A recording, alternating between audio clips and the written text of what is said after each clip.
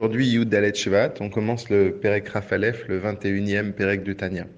Puisqu'on a parlé de la parole d'Hachem, dans ce Perek-là, il va commencer à expliquer une chose qui est intéressante, la différence entre la parole de Dieu et notre parole à nous. Quand on dit que Hachem y parle, ça pourrait signifier que finalement, une fois que la parole elle est sortie, si l'on peut dire de lui, eh bien à ce moment-là, elle s'est séparée de lui. Mais ceci pose un problème, puisqu'on sait qu'il n'y a rien qui se sépare d'Akadosh Baruch Hu.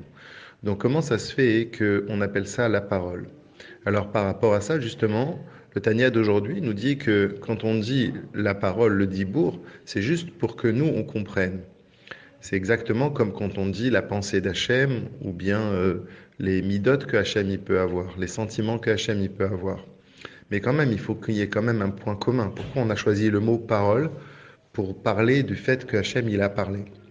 Alors dans l'idée, le Tanya nous dit que dans la parole, il y a deux choses. Il y a d'abord le premier point de la parole, c'est que je dévoile ce que j'ai dans mon cerveau, ce qui est caché et que personne ne sait. C'est à ça l'utilité de parler. Deuxième chose qu'il y a dans la parole, c'est qu'une fois que j'ai parlé, j'ai séparé quelque chose qui était en moi et qui devient une entité propre, qui devient une chose qui existe, une existence. Donc quand on parle d'Hachem, que Hachem y parle, on parle que du premier niveau. On voudrait dire que quand Hachem y parle, ça veut dire qu'il révèle, qu'il dévoile quelque chose qui était en lui et que d'autres maintenant peuvent le voir. Ça serait comme un exemple, si l'on pourrait dire, pour un être humain.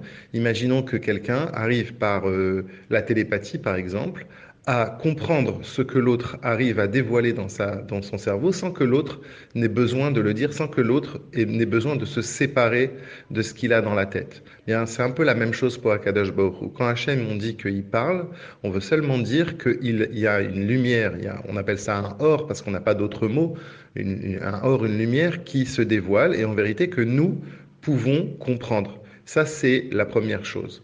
Et donc, forcément, quand on dit que Hachem parle, ça ne peut pas être le deuxième niveau. Ça veut dire que la parole se sépare de Dieu, puisqu'il n'y a rien qui est séparé d'Akadosh Baruch Hu. Tout est dans Akadosh Baruch Hu.